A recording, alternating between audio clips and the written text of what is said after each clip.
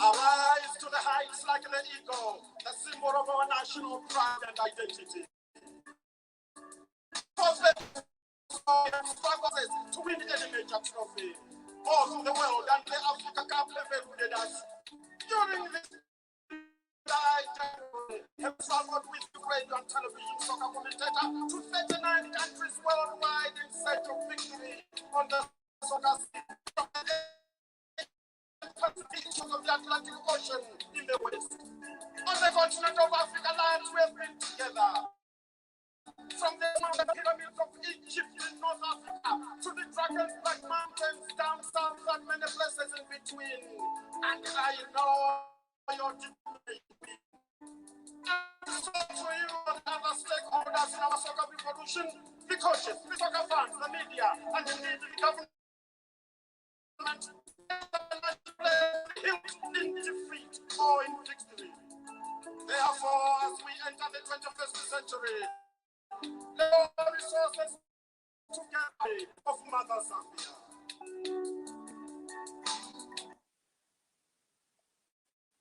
Good evening, Zambia. My name is Sash Banks. I've been tasked with a colossal mandate tonight to honour and remember a man, a legend, a hero. You got to know through his voice and stories from my mother and great-grandfather. Now, you have to remember that both my grandfather and grandfather are football mad. I have tales where my mother, as a little girl back in Zambia, would be sitting at the feet of her grandfather, listening to this infectious voice billowing through the radio waves. "It's a goal!" As great-grandfather went hysterical with excitement, kicking everything despite the fact that he was listening to the football commentary on the wireless, as they called them back then. This legend was born 3 days before my birthday, on the 10th of January, 1930s. He was better known as Dennis Phillip Liwewe, a football commentator who travelled the world 96 times on the shore of Lake Malawi and moved to Zambia in 1960, where he worked as a journalist for the Nchanga newspaper. He was working for the Zambia Consolidated Copper Mines, where my grandfather also worked. He later worked as the Director of Media and Public Relations until he retired in 1986. Following his retirement, Dennis Liwewe became a motivational speaker to retirees and the football speaker address that drew heavily on his love for football and for reading. He died on the 22nd of April 2000, falling a battle. A true Zambian hero, a legend and great inspiration. Dennis Liwewe, we honor you. Good evening, Zambia. Mulishani mkwai, mwaisempo mkwai, mutende mwane. We're watching this presentation of TVBAKWETU As We Remember a Legend. And by some special people who are going to help me through this journey of reminiscing on. Now we get started with the business of programming. I would like to ask you guys where you're watching us from. If you could kind of us from, if you are from Zambia, if you're from England, wherever you're watching us from, just type that in because it does help us get to know where our viewers are tuning in from. And whilst you do that, kind enough to share the link, tag your friends as we go through this journey of remembering a man who brought us so much joy. Before I introduce the guests in the background, Frank, who is going to be presenting the program with me. Frank, evening. Good evening, Linda. How are you? I'm very well, thank you. How are you? I'm very well, thank you. And it's a pleasure to sit this evening and honor a true Zambian heroes. And I think a lot of times we never really speak of our heroes a lot, and it's a great opportunity to be able to honor our hero like Mr. Dennis Liwewe. In his love for football, he inspired so many people. I can still remember the time when I was growing up, just watching football, listening to him was so inspiring. The passion of came out of the man in everything that he did was unbelievable. And for me, growing up was just so much to be part of that. And Mr. Dennis Liwewe was so much part of my childhood to be able to grow up. So it's a true honor to be sitting here today and to honor the great man. Absolutely. He's inspired so many people. Talking to friends from, and he's based in Australia. And I just mentioned what we were doing the following day. And you need to get in touch with this particular gentleman who is a football commentator, a Zimbabwean football commentator. And he sounds exactly like, apparently he went to the Liwewe School, which is quite interesting. So what do you remember about Dennis? I think the one thing that stands out for me when I remember Mr. Dennis Liwewe is when football is on, you turn the television on. You turn the television on, you turn the volume down, and you put the radio on because he was just so enthusiastic. And I remember the time we had I think when Mr. Ponga Liwewe comes on, you remember we had another ZMBC commentator. He was very good in his own right, the late Isaac Malinda. He was very, very good, but we used to switch him off. We used to switch him off because we all wanted to listen to Mr. Dennis Liwewe. And for me, remembering the details that he had in when it comes to commentating it was those details that were, you could sit there and you could picture it.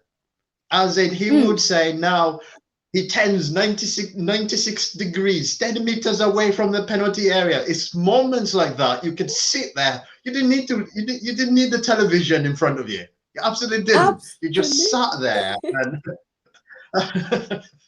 it was just incredible. He will paint the picture. He will paint the picture. You feel like you're there. you didn't feel like you're listening to the radio. You feel like you're right there, who paint the picture for you. And I've listened to a lot of commentators because I'm football mad. Football mad. I've listened to football commentators worldwide, and I still have not found any commentator who can keep you fixated to the football match as Mr. Liwewe would. It was just a He, joy, because for him it was not just commentating football, but you got excited, you felt the joy, and it would mm, take you on this high. Zambia doing really well. It would take you down with him on this low. It was just great. It was just a joyful time to be alive. absolutely, absolutely. I remember a young girl sitting, listening to the radio, the wireless, as Granddad had this organ and just listen. If you were near the vicinity, as Mr. Liwewe said, it's a goal, my grandpa would literally kick you. So you're not sitting anywhere near him, which was quite fascinating. Well, thank you so much, Fran. We will be Before you having move further on, just one conversations. more.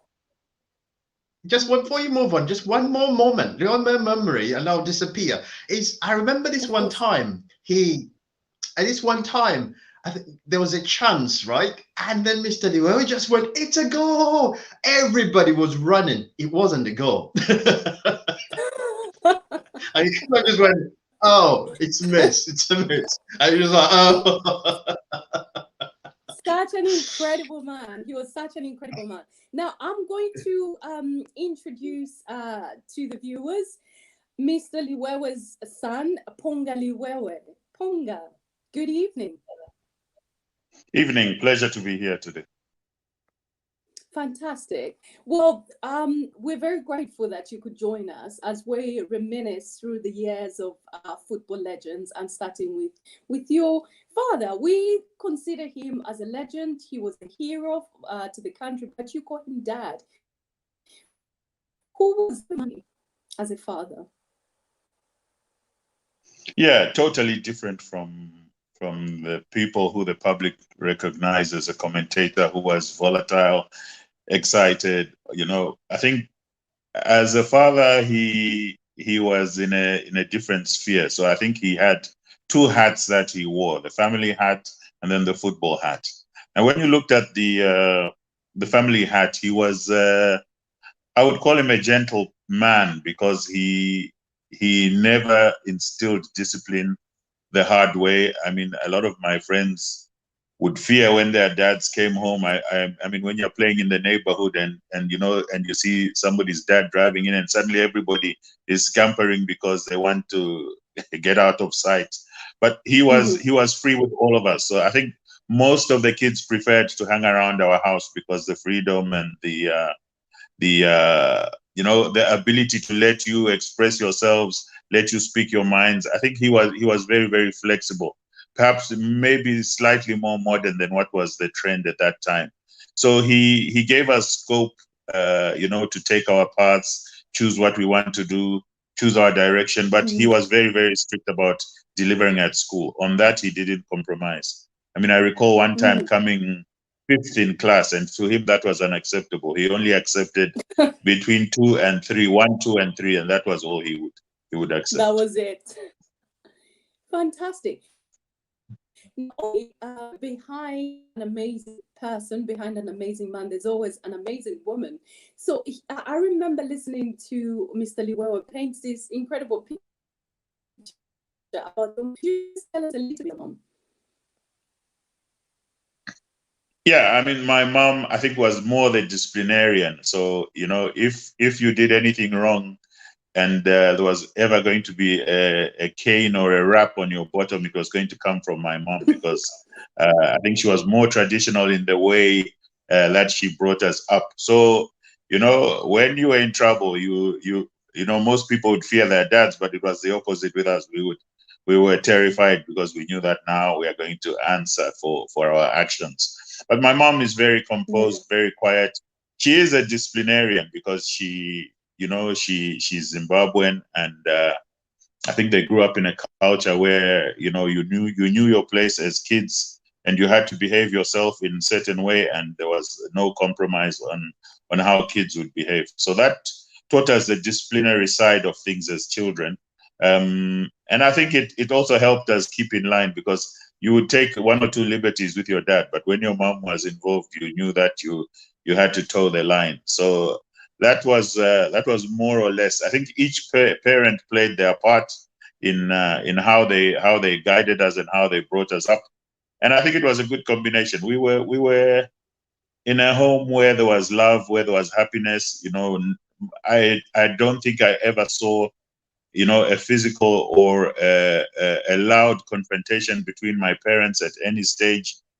I don't think I ever saw. I doubt if maybe on one occasion I would hear a raised voice, maybe once in like 2 or 3 years, but it was never. It was always an environment where you were flexible, and there was a lot of love in the house, and everybody was allowed to express themselves. Fantastic. So yours was like a mixed kind of family. Your mom was from Zimbabwe, and your dad was born in Malawi. But Mr. Liwewe once said, I think that they had an encounter when they were courting, and your mom was she based in Mufulira at some point? Yes. Yes, both my parents, I think, came from outside Zambia. My dad was born in Malawi by the lake in Nkota. My mom was born just outside Harare. So at the time, because of the huge opportunities for jobs on the mines, there was a lot of migration in the era of the Federation. So a lot of labor would move around. You'll find a lot of people of Malawian descent on the Copper Belt because they came there. You'd find similar case with Malawians in South Africa and also in Zimbabwe, where you find Piris, Bandas, etc. So that migration of labor was what led to both my parents, my mom coming from what was Southern Rhodesia, my dad from what was Nyasaland, and ending up on the Copper Belt in Zambia. So we became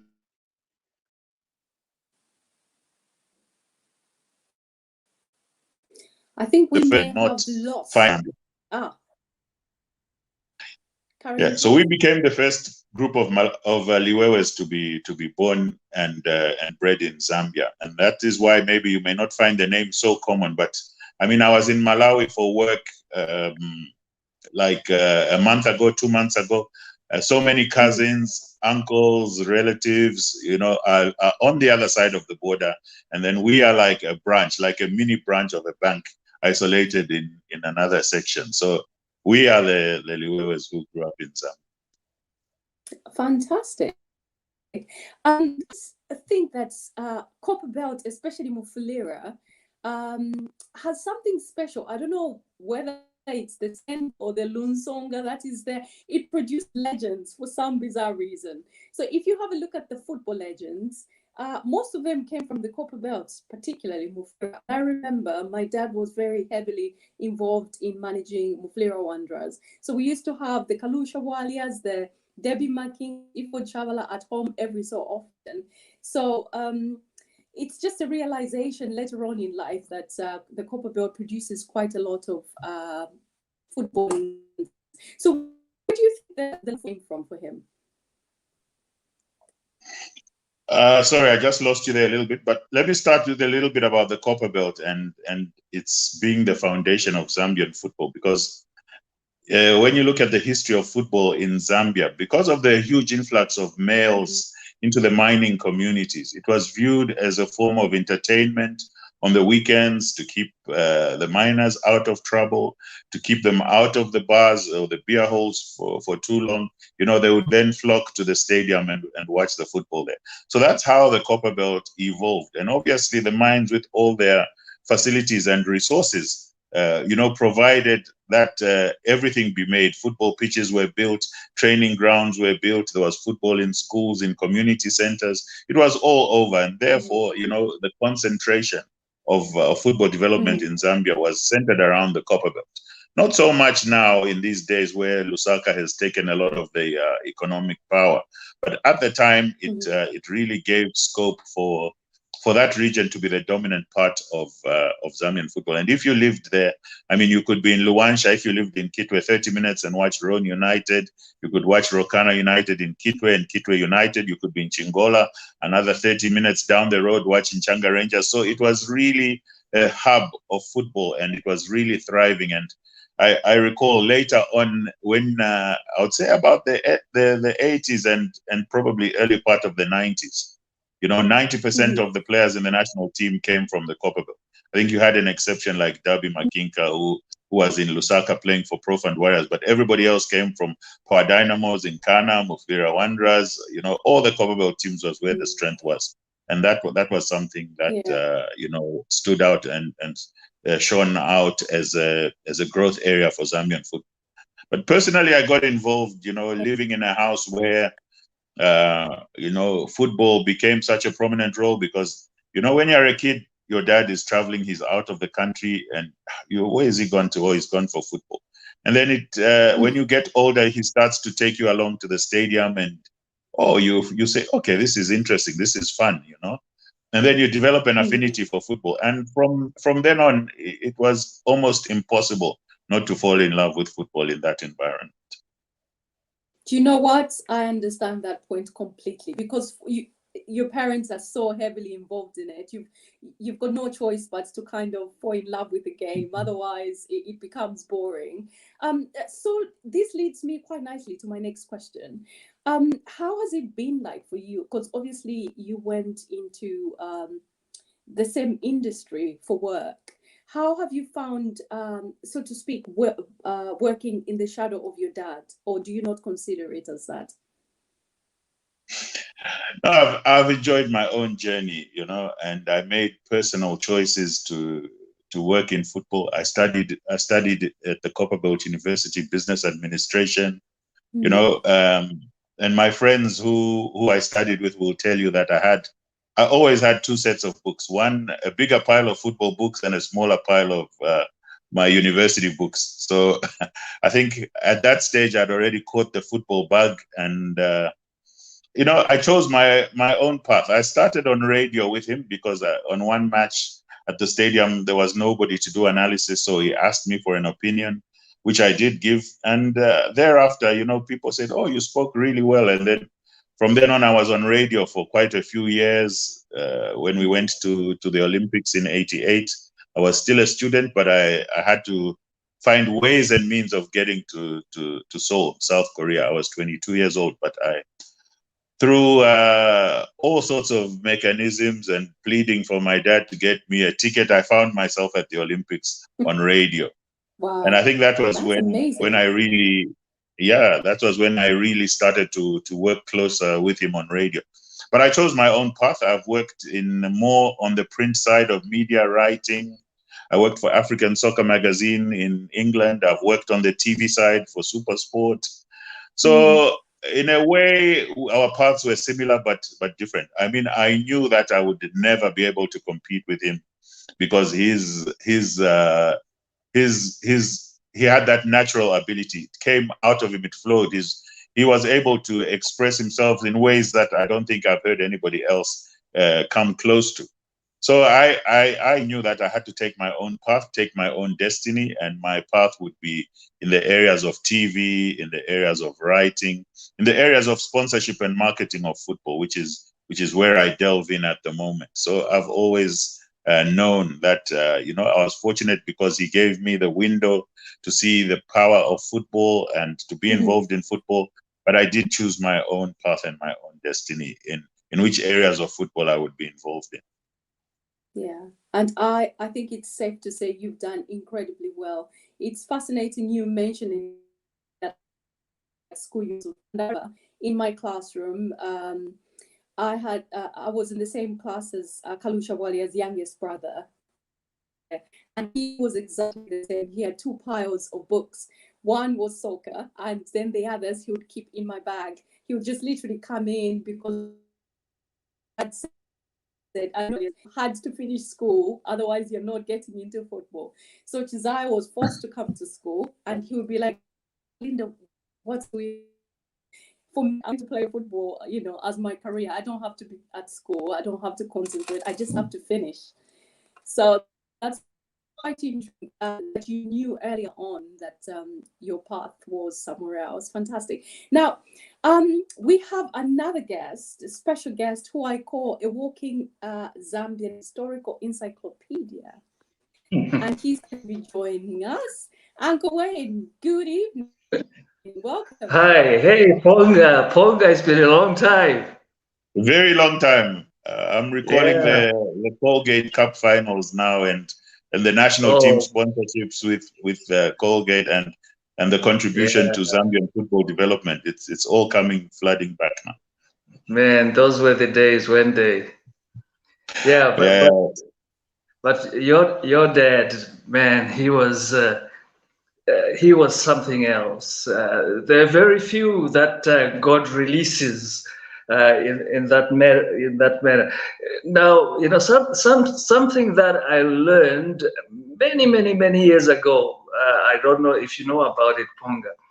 That your dad, you know, he didn't actually start with football commentaries. Somebody who knew him at the Dire Mission, which is in Zimbabwe, Southern Rhodesia then, it was a teachers college or something owned by the mission. I can't remember what denomination it was. So he used to commentate volleyball, and people found it very amusing. So when this person told me that, oh, you know, we knew him, he was doing volleyball commentaries and now soccer, it's, you know, I just couldn't figure it out. But man, when it comes to football, I first met Dennis Liwewe in 1970. I think it was my last year in high school. I had been linked up through a relative to Godfrey Chitalo, Ement Kapengo, and so forth, when they were all at Kitwe United. And I had come for school holidays to Kitwe, which is where I am now. And so I used to frequent Buchi Stadium, where Kitwe United would be training. Then we would walk home to Chimwemwe with Godfrey and the Dixeveles. You remember those names, Ponga? Yes. Now, the first time I met him, because honestly, I didn't even know what he looked like. When people say, Dennis, you know, as this suave guy, and you know, but we were at a place owned by a certain white lady. It was called Helen's Hut, somewhere in the light industrial area. You served very nice breakfast, lunch, and dinners. So we were there. It was a Sunday late afternoon or early evening, and this guy walks in, and he's so excited. So somebody said, Dennis, who won? And he says, Rokana, Eric Chipolopolo, last minute, dying minutes. You know, I said, oh, so that's the man. So that was my first encounter. We never really met until I got into broadcasting, you know, after high school. And, you know, he would come and do sports review. But what's outstanding is what your first guest was talking about. He brought the football into your living room. You know, like he said, you switch off the television volume and you listen to, because when he says, I'll be bringing it to you centimeter by centimeter, you know it's centimeter by centimeter. He will be telling you Alex Chola picks up the ball 2 meters from the center circle, you know, things like that. His language, phraseology, I mean, the nuggets that he used. You know, here come the Egyptians now, like bees flying across the Sahara, you know, or Godfrey Chitalo picks up the ball, he's tearing through the Ugandan defense like melting butter, you know, like a knife in melting butter. And, you know, there's certain things that he used to say without even giving you a name, but you knew what he was talking about. For example, the match against Uganda, when on Godfrey Chitalo's return. If Dennis Liwewe said he has gone, you didn't have to ask who. You knew it was Yuka, you know. So yeah, but we began to bond really as friends when I was at Colgate now in the early 80s, and then he was in Lusaka at the headquarters of ZCC and PR, and I think it was in the early 80s, moving on to about 1986 when Colgate brought in Stock City. You remember that, Ponga, when we brought in Stock City. We were supposed to bring in Liverpool actually, but something happened and we brought Stock City. So you know, there were going to be two matches, one at Dega Masjid Stadium and the other at Independence Stadium. Now, I wouldn't have anybody else do the commentaries from DAG. So I spoke to Dennis, arranged the plane ticket and his accommodation and so forth. So he flew over, and I also flew Charles Mando to do the TV commentaries. Because many people don't understand that when you're doing commentaries, TV commentaries are different from radio commentaries. There's a lot more to talk about in radio commentaries, and Dennis knew that very well. So he came over, and I hosted him, and the England manager, Bobby Robson, at that time, he had come with the team. So he did the commentaries on the Copper Belt at Dega Masjid. Then, you know, the following day, you know, we were in Lusaka for the return match. We eventually, you know, we became real buddies, because if he wanted certain news or certain opinions, he would give me a call. I remember one afternoon, he called me at the office in Ndola, and he wanted, I can't remember what, there was a cup final, the Colgate Cup final that was coming up, and he wanted details, and he needed a news item for his sports review. And I said, look, I'm flying out to Miami tomorrow, you know, night, so I can't make it. He says, no, you just have to do this for me. So what I did, because I mean, you know, he was, you couldn't say no to him. So I changed my flights. I took an early morning flight, a 7 o'clock flight to Lusaka. He arranged for me to be picked up, and we taped this interview outside the TV studios, and it was aired that night. But I was gone at that time. Yeah. Then there's so much. I think he was very key also to the rebuilding of our national team after 1993. You know, he played a very key role in that. I guess, you know, when we come to that part, we can talk about it, right? Yeah. Yeah, we can talk about it. But no, you know, he took to dive into it, Uncle Wayne. Feel free to dive into it. Oh, okay, all right. He, you know, he took commentary very, very seriously. I remember your mom, Ponga,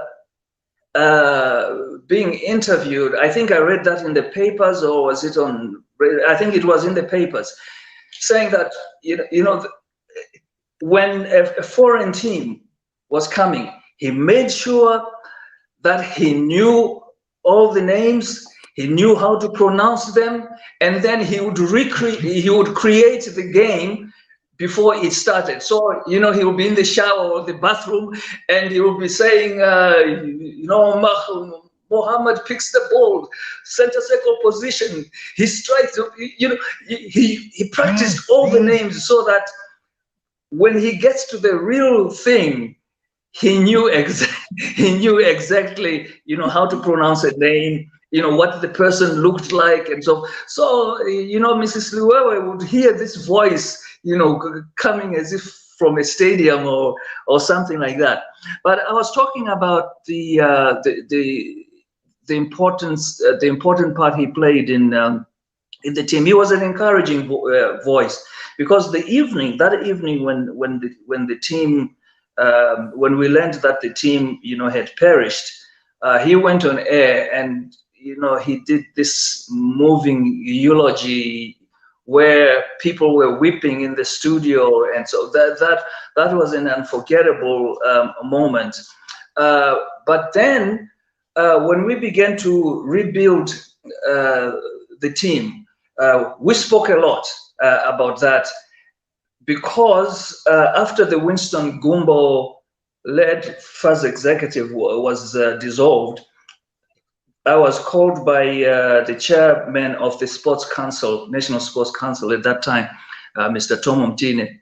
He called me in Dola and it said that the government had, you know, dissolved the FAS executive, and could I come into the interim executive of FAS to help put back the team. Most of what we did, or at least my contribution in the FAS executive, what I got were ideas from Dennis Liwewe. For example, you know, FAS had been accused of interfering in a lot of things, player selections, you know, coaching and all that. So after discussing with Dennis, the first meeting we had with the coach that had come in at that time, Ian Porterfield, I said to Ian at the FAS meeting, National Sports Council meeting with FAS, I said, look, we are here to help you. We are not here to do your job. So you tell us what you want, and we will, you know, we will do it. You tell us which players you want who are overseas, and we'll try to get them for you. We will not interfere. You are the expert. And, you know, that just didn't come from me. It's something that I learned, you know, from my friend.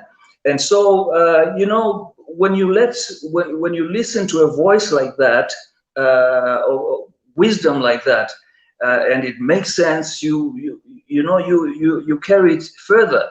So as a result of that, you know, I went to Europe. I traveled to Europe to negotiate with PSV Eindhoven for Kalusha Balia. I traveled to Brussels to get clear, and I met the top brass at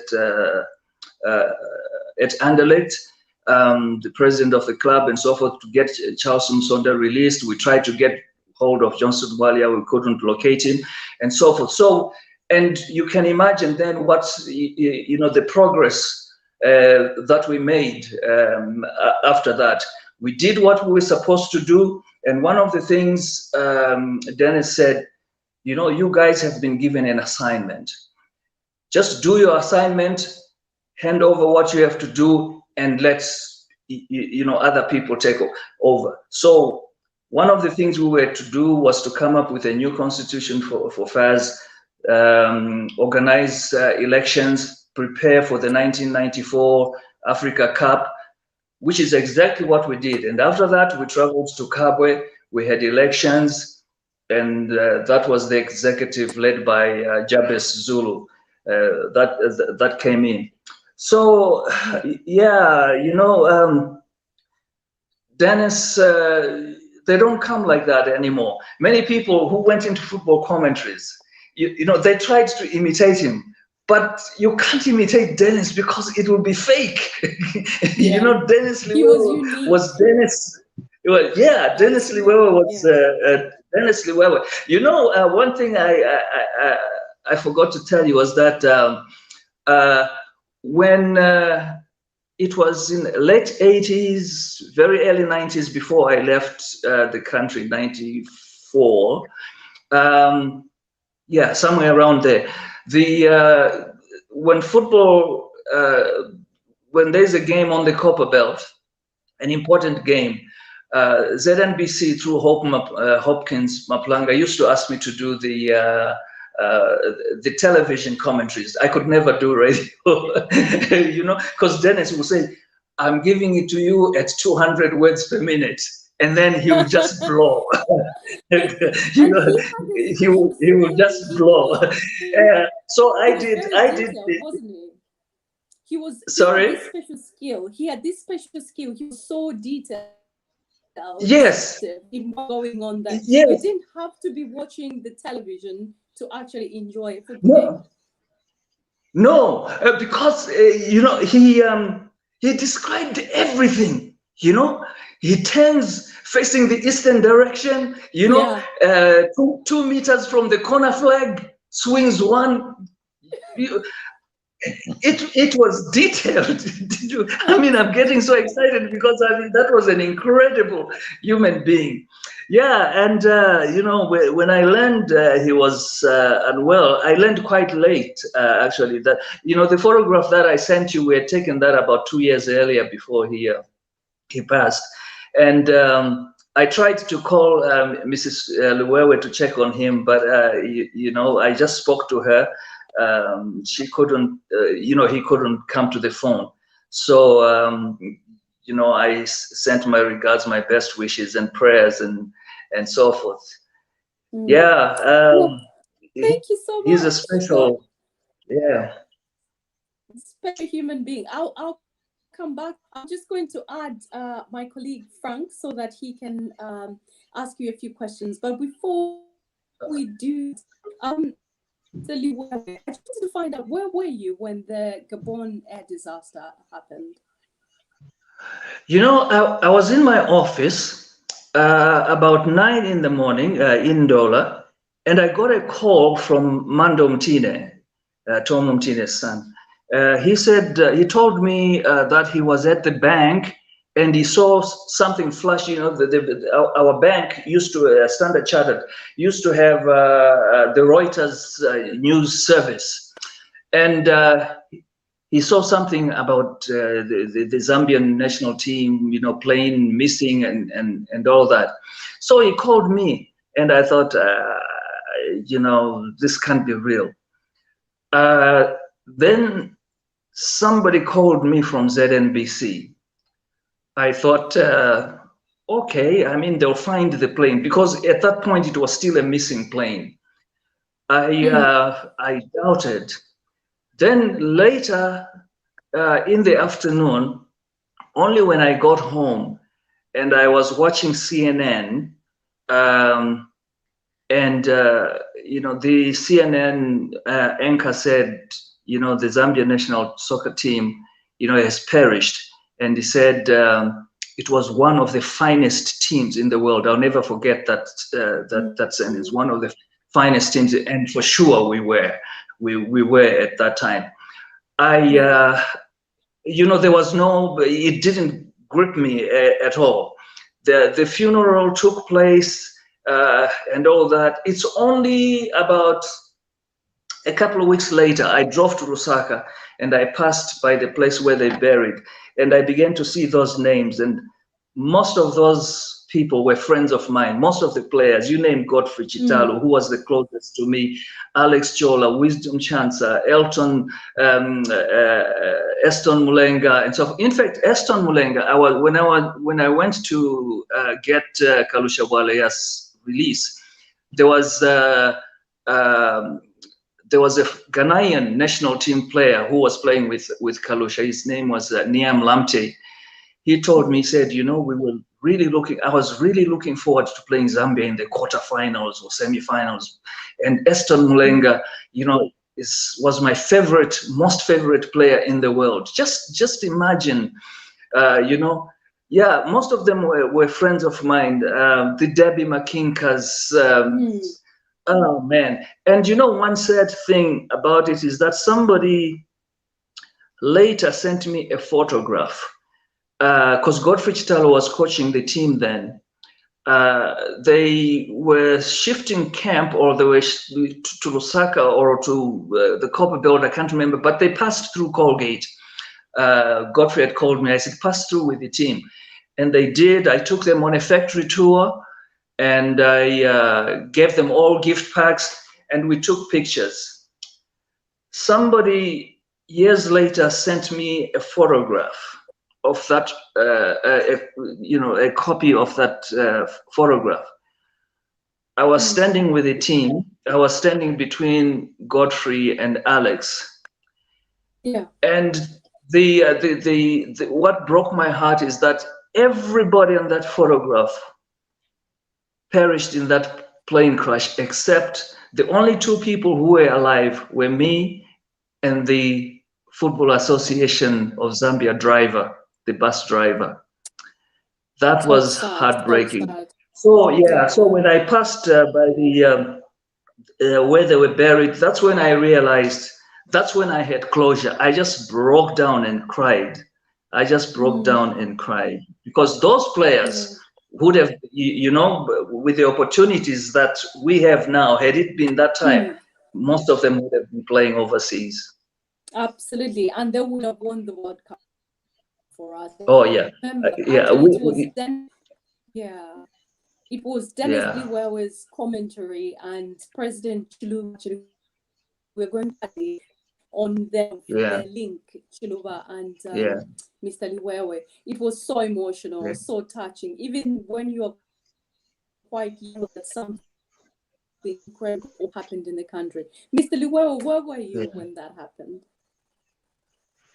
And what? I was in Lusaka, and I was actually somewhere near Society House at one of the offices where I used to operate from, and I bumped into a gentleman called Willie Malasha, who used to be involved with the Soccer Fans Association, and we just bumped into each other, and he comes to me and he just whispers to me, he says, the team's plane has crashed. And then before I could even ask anything, he had gone off in the crowd, and then Society House was just across the road from Faz, where Faz used to be at the Anchor House. So I immediately went across the road to go to the Faz office.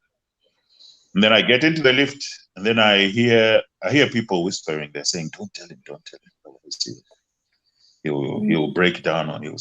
Then I knew there was something wrong after what I had just heard. And then I go upstairs. I think they were on the 9th floor, somewhere up there. Immediately the lift opens, I hear crying. It was the ladies who worked at the association who were inconsolable at that time.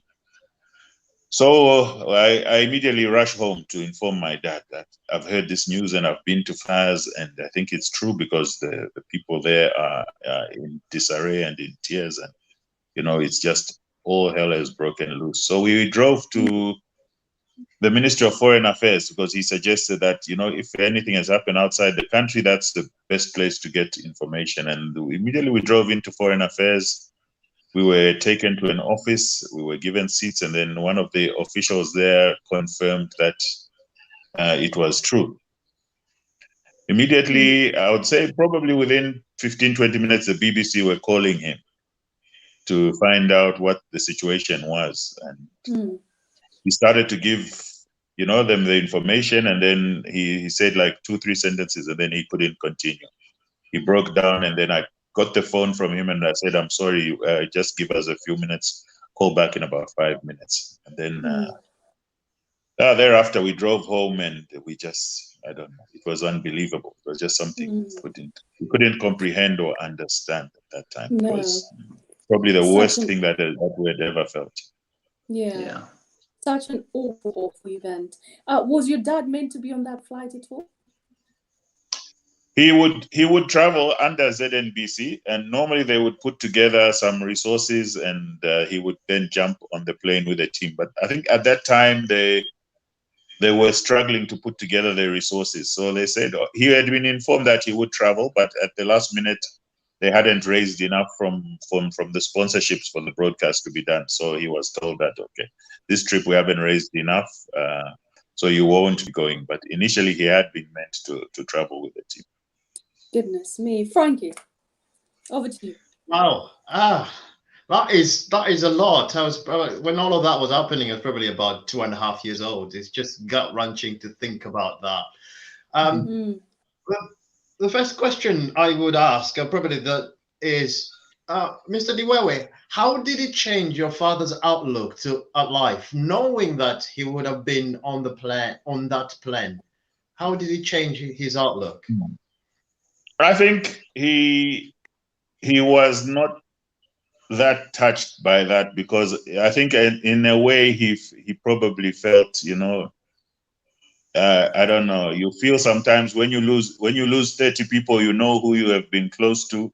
You sometimes ask yourself, you know, maybe I would have been better off to be with those guys than to be here alone, because you feel that pain and hurt and agony, you know. But it was a difficult time for him, because a few days after, he fell ill and he had a heart condition that was directly linked to the crash, and he was hospitalized.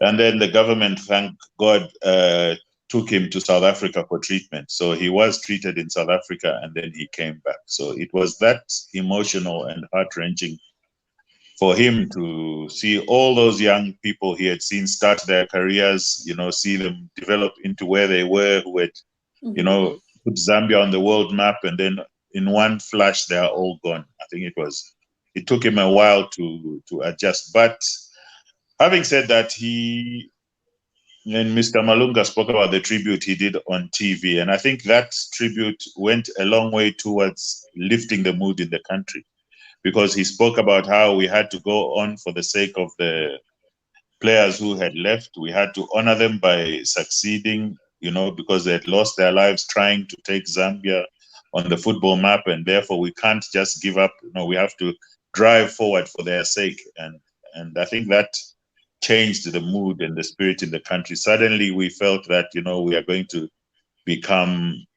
do what they wanted to do, what they set out to do, and we'll make sure that Zambia continues to be on the map, and we'll honor them by being successful on the field. That's just great. That's amazing stuff. Now, for you, his children, so you get the news, so you hear everybody whispering, and you knowing that your father would have been on that plane. So I got two questions here. What was going through your mind at that moment, and how did that experience, knowing your father survived, changed you as an entire family? Yeah, I think we could only thank God that God had granted him, you know, time to stay longer on this earth. We felt relieved, but it was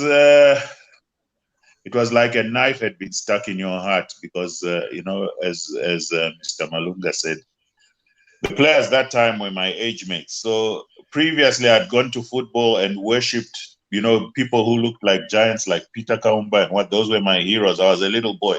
But now I was at an age where when we travel with a team, those are the guys I would hang out with.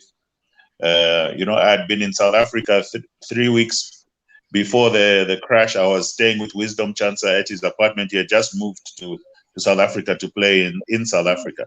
I drove him, Samuel Chomba, and Robert Patiakeni to the airport to catch the flight when they were going to join the team, because I had opted to stay behind for my own business in South Africa. So they, you know, when you lose people who are that close to you, you know, you are just totally shattered. And as a family, I think we just felt relief that, you know, our dad wasn't there. But the loss of all those people who we knew, who we associated with, who we traveled with, who we lived with, socialized with, you know, when Power Dynamos were in Lusaka, you know, Wisdom would always meet after this. I don't know. It's even today it's difficult to talk about. Do you know? As I've said, obviously I was very young then, and listening to you, I never really understood what people went through. It's been a story that you just hear, and I'm really thankful you're able to share this. Never really understood what he went through, and I still remember his love for football, his love for when Zambia lose and Zambia win. And I remember I think it was 1999 when the Zambia under-20 went to the World Cup. And I think we were watching Telesport Scoreline, if you remember, with Masha Chilemena. Yes. I think he came on and Zambia had lost like 5-0 to Brazil. And I think Masha tends to Mr. Dennis Liwewe, and he said, what is your opinion, Dennis? And he just cried. He just broke down, and he was like, can you just speak to someone else? Just leave me alone for now. Just can you just describe how he was when Zambia won the football match, and how he was when Zambia lost the football match? Yeah, I mean, as I grew older, I did some commentary work with him in the commentary box. So I was there in the heat of the moment when, when things were either going well or when things were going badly. So, I mean, when things were going well, he was going at 200 words per minute, as it was described. Certain times he had to take off his shirt because it was drenched in sweat. Yeah. And the sweat was pouring down. It was that I remember the game against Algeria, 1985, when Algeria scored. We had like 15 minutes to go at home. This was in Lusaka. And Zambia were trying to get the equalizer, and Michael Chabala had a chance, and he shot over the bar, and he just ripped the earphones off and put the mic on the side, and then, and then he had to compose himself, and then put the headphones back on, and then pick up the mic, and then while he was trying to compose himself, I was busy analyzing, so I took the mic and I started to say, well, there's still 10 minutes to go. Zambia can pull back. It's a long way to go in football. All that time he was composing himself, and then when he was composed, I gave the mic back to him. I remember listening to some of those. Amazing. Like the cooling effect. You always had this cool voice, and then your dad was off on one. It was just a fantastic collaboration. Brilliant. I want to know if this is a real story. I want to know if this is a real story. There's a story that's been going on around. I remember this story going on. The story goes, you were commentating with your dad, and he asked you a question, and you came in and you said, Ponga, what do you think? So you came in and you said, yeah, you see Dennis, and he turned around and said, remember, I'm your father. Yeah, a popular story. I always insist it never happened, but there are people who swear by any means that it did happen. So I've accepted, okay, if you heard it, then. Before we get to before I bring in Linda, now, when we look at AFCON 2012, if there was the greatest tribute for not only your father, for the people, for the players that we lost in Gabon, to go there and actually win the World Cup on the shores that they lost those lives. I remember 2012, I was crying. I was crying because you could never have made that up. Your father had traveled with all these people, all these years, followed the country, seen one of the greatest talents of young men that we had. And I think from listening to you, it felt like your father lost 30 sons that day. And to see then on the shores that he lost his sons, Zambia went and lifted the Africa Cup of Nations. Just describe his emotions for us. Yeah, I think before I get to that, I'll quickly skip back to 1994, because 8 months after the crash, Zambia was in the final of the Africa Cup against Nigeria. And this is 8 months after the plane crash. Nobody gave Zambia a chance to bounce back. But we got to the final, and we lost 2-1 to Nigeria on that day. But the last 25 minutes of that game, when Zambia were down 2-1 and attacked relentlessly the Nigerian goal and pinned Nigeria down for 25 minutes, it's something that is unforgettable. People still talk about it today, because the great Pele from Brazil was on his feet clapping and cheering as Zambia attacked. Michel Platini of France, who was one of the world's best players and later president of UEFA, was also on his feet. And that, to see a team of second string players taking on the best team in Africa and almost beating them, for me, that was probably unforgettable. I couldn't leave that out. That was incredible.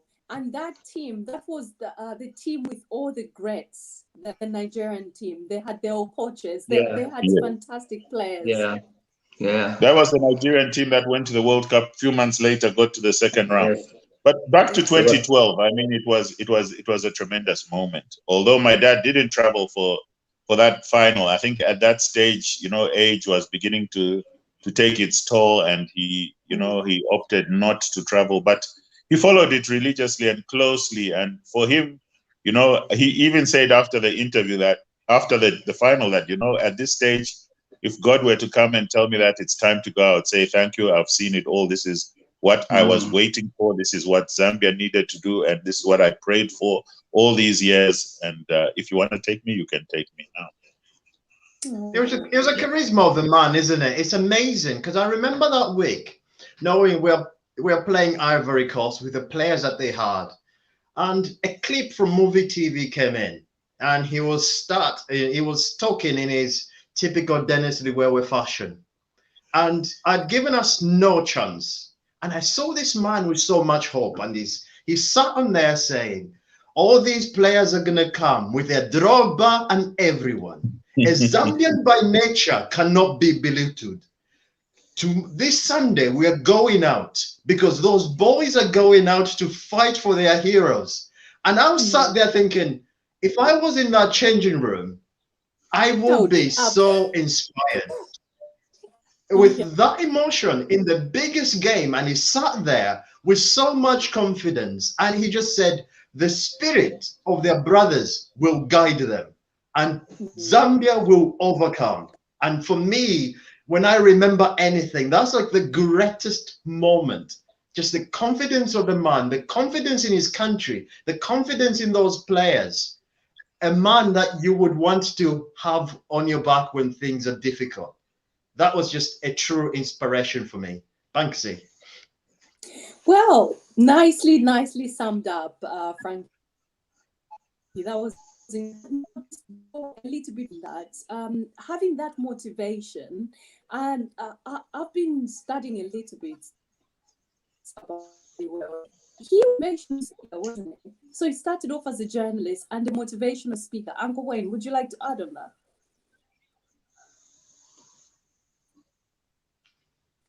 Have we lost Wayne? Good. Oh, hi. Can you get me? Yeah, sure. Just commenting on what Frankie had said in regards to that kind of ability to motivate the team to achieve great things. Looking at his life, he worked as a motivational speaker and a journalist. What do you have to say about this or not? Well, you know, I think one thing he had going for him was, you know, his professional background as a PR person, you know, and a writer and a broadcaster, for that matter. So he had the ability to hold an audience any place. I mean, if he could hold an audience of 20, 30, 40,000 in a stadium, he could surely do it in any other venue. And not many people, you know of his writing skills. You know, he researched on his book, you know, on football. And I think, Ponga, we must try somehow to have a reprint of Mr. Liwewe's book, and many people will learn far much more about Zambian football from that book, because it did very well. And also, you know, there was an album that he did with I think I still have that vinyl, you know, with the cover of him standing with Godfrey Chitalo. But any word that came from his mouth, whether it's just the two of you speaking or it's to a team, you know, sometimes I used to think when we were doing badly on the football pitch, I used to say to myself, the way Dennis is analyzing this game, why doesn't he go into the dressing room at halftime, you know, and yeah, give him a pep talk, because I mean the man had the ability to do that, and he was darn good at it. Really. Oh, but Really let me just tell you something that I almost forgot. Do you know that in the late, perhaps mid, no, I was away then. Perhaps about between 1970 and 74 or slightly before that. Ponga, you'll remember we used to have international wrestlers coming to Zambia, to wrestle the Zambians, like Fred Kotz, and then would have the Kendo Nagasaki's and, sing for the Commonwealth champion and so forth. And the first one that came, the first group that came, Dennis Liwewe was given the mic to do the commentaries for wrestling. It was hilarious. It was like, he was commentating as if he's at Bucci Stadium, the soccer match. It was hilarious. I had to throw that in. Yeah, the man was football, not wrestling. Sorry. Thank you so much. Now I'm going to bring in another member of our TVBAKWETU, but before I do that, there's some interesting comments. Kwiluka Kasenda says, I used to mute the TV volume and increase the radio volume, no button. Gordy Capeso says, Dennis Liwewe played a huge role in the rebuilding of the team. So sort of appreciating Uncle Wayne and Mr. Liwewe. Says, sorry if I've murdered your name, I do apologize. Something big in sports should be named after the late us who grew up in those years. It was like watching a live soccer match when he was commentating. That leads me quite nicely to my question, Mr. Chilufya. Is there anything that is being done to honor this incredible son of the soil? Mr. Liwewe, do you want to take that? Well, there's been some discussions in Parliament. Former MP Mbula Kulima raised it several times that they needed to name something like a huge facility or a stadium after him, but that his name should stay up there in the annals of Zambian sports. So we wait and see whether now that Mr. Mbula Kulima is no longer in Parliament. We wait to see whether there will be a follow-up on his proposals, because he did raise them on more than one occasion, and the family had a lot of gratitude to him for taking that position and speaking for our late dad. So we wait and see whether the government will pick that up.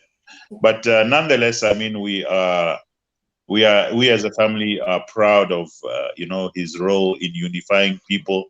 Because when football was taking place, all political issues were put aside, tribal issues were put aside. We were all Zambians, and he did a lot to promote that nation-building agenda. He saw that as part of his role to keep the unity of Zambians together. Mm-hmm. Fantastic. Thank you so much. Uncle Wayne, I know we discussed time, so do not feel obliged, but we're enjoying your company. Thanks. And I'll move on to Patrick. Patrick, welcome to the program. Viewers, if you've just joined us, thank you for joining us. You're watching a presentation of TVBAKWETU, and I've got Mr. Ponga Liwewe and Mr. Wayne Malunga, together with Frankie and Patrick Chilufya from TVBAKWETU. And we're just reminiscing, celebrating this great son of the soil, who is Dennis Liwewe. Mr. Chilufya, what is your contribution? Yeah, thank you, Linda. Thank you. Good to see you, Frank. Ponga, good to see you. Thank you. We've never met we've never met. I think we met you. I don't think you can remember the time you were working in South Africa, Zambia Breweries. I was in South Africa also. I was working for Castro. So we met a few times, but I don't think you can remember. Wine Good Malunga, he's my uncle. We've met before. Yeah. So Ponga Liwewe. Liwewe is not just Dennis Liwewe is a household name in Zambia. He's a legend, and I wouldn't call what he had as a talent. It was a calling, because I think what Dennis Liwewe did was for the love of Zambia, and I don't think he was paid enough for what he was doing. He just did it for the love of Zambia. And Ponga, when we were growing up, I grew up in Kitwe, just next to Mindolo Stadium. And Mindolo Stadium was like a feeder stadium for Nkana. So, you know, players like Kaumba came from Nkana. Which other players came from? A lot of good players came from. Peter Kaumba came from Nkana. Wisdom Chancer. Wisdom Chancer came from Rokana, from Mindolo Stadium, Mindolo United. Yeah, so I followed football, and when your dad comes, we stopped everything and glued to that radio. And you saw what I posted there. I don't forget that. Zambia was playing Egypt, and your dad, it was in the dying minutes, and he said dying minutes. And he said, and the ball goes to Mukuta. I think it was Mukuta Muhammad. Yes. And this guy was the only dark-skinned Egyptian with curled hair. So your father was trying to describe who is this guy, and he says the only dark-skinned Egyptian. And you know, and then he went on to say he must have come from the border with Sudan. And it was excellent, because when he's commenting, as somebody commented, I remember sometimes when we were watching football, we will be in the sitting room, the TV is on and the radio is on. And I remember on the TV used to be Frank Mutubila. And then on radio, it was Ponga and Dennis Liwewe. So what we would do is we'll reduce the volume from the TV, and then we're listening to the radio. And exactly that, you know, when Liwewe says, and 15 meters from into the opponent's side, it was 15 meters. And he would tell us, you know, before the game starts, he was a narrator. You know, you'll be listening to the radio and you feel like you're in the stadium. He would tell us that before he starts the program, he would tell us where he's broadcasting from, the stadium, the altitude. You know, you would tell us 3,000 meters above sea level. He would talk about a bit of the people who live there, the culture, the food they eat, you know, all that. And then when he's so happy, he would talk about KK. You know, when Zambia is winning, he would say Zambia is winning because there is tranquility in Zambia. Yeah. You know, so you connect politics and the success of the national team. That's right. Yeah, so it was fantastic, you know. The KK11 came from him, actually, the name. Yeah, and then the darkest day of my football was in 1993 when we lost our national team. At that time, I was so excited. I've never been excited about our national team, because I knew that national team was going to win the World Cup, especially after they saw success, you know. And I remember exactly what happened on that day. We were in our office. That time I was working for Victory Ministries with Dr. Nevas Mumba. So we were sitting in our small office with all the pastors, Pastor Chipasha, Pastor Chilundika, Pastor Patrick Siame, Pastor Enson Chipasha.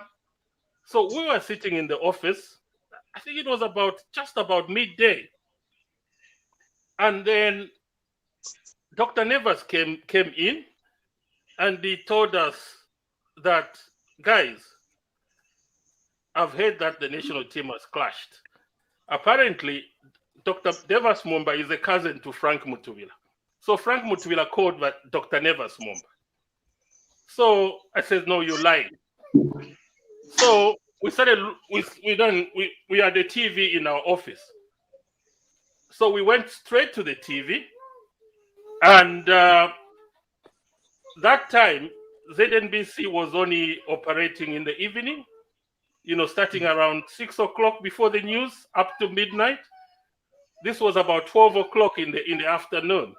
And then when we opened the TV, we tuned in, we discovered that the national anthem was playing. National anthem was playing.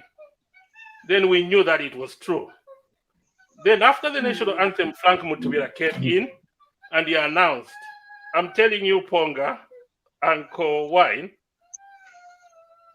that's the first day I cried openly, you know, publicly.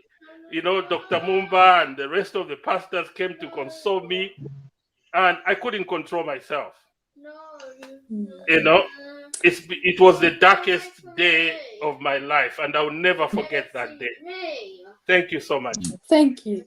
Thank you so much. Yeah, you're right. It was such an awful.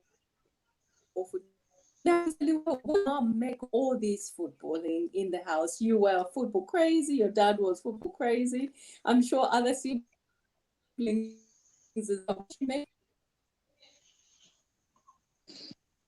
Well, I think everybody has an attachment to football, but in their own way. I think, you know, my brother, for example, would never miss a match, and he's an ardent Power Dynamo supporter to this day.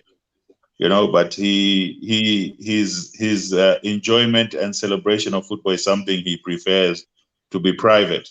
I think my mom was the one who bore the brunt, because after we've lost, nobody would eat, so it was a waste of time to prepare a meal when you see that at 17 hours the game is over and Zambia has lost. But nonetheless, she would do her duty and the meal would be there.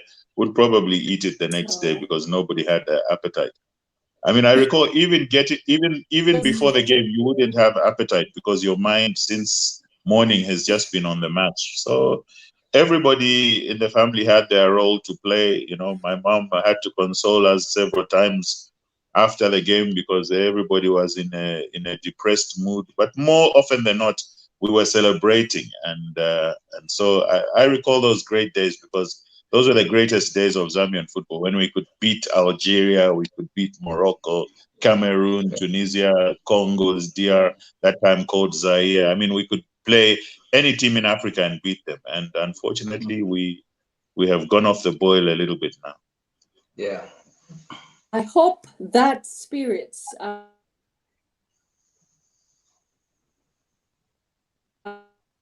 of the dead.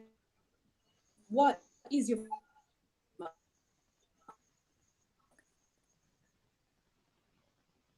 Linda, you're breaking Sorry, up Linda, I lost you a little bit there. Frankie, what's your final remark? I think for me, my final remark on the final remark for me is something that very important that's been touched on. 1993, our players perish on that terrible day. 1994, the group of people regroup to go and fight for the country. They reach the Africa Cup final barely months after losing another team. And the year after, they reached the semi-final of the African Nations Cup. And from all of that, we bounced back, and in 2012, we won the African Cup. And for me, that is a Zambian spirit. There's a spirit of togetherness. In that moment, in that difficult time, there was togetherness. The country mourned as one. And I think we should carry on that spirit. And I'm sure Mr. Dennis Liwewe will be saying the same. Carry that spirit of togetherness. Let us always stay united. Let us remember where we've come from. And for me, I have to say, it's been a pleasure. It was an absolute pleasure to have listened to Mr. Dennis Liwewe for. I remember when I was younger, when we were playing football, all I used to do is just commentate, because for me, even up to today, I can't watch football without commentary. I want to hear the commentary. It all comes down to the magic of the man. And I think I still try to find the commentator like Dennis Liwewe somewhere, which we're not going to find. As somebody has mentioned, That was just not a talent. That was a gift for Zambia, the voice that we needed to lift us up.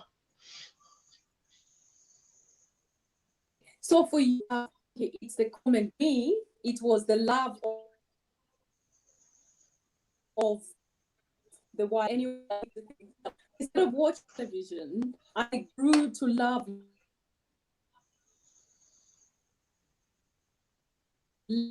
listening. Mr. Liwewe has gifted me, I would say.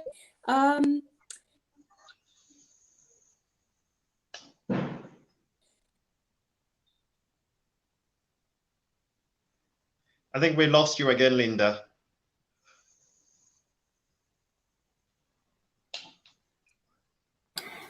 Yeah, I think Frank take over. I think Valinda is having some network. Yeah, so we're just coming. We're going to come to the end of our show.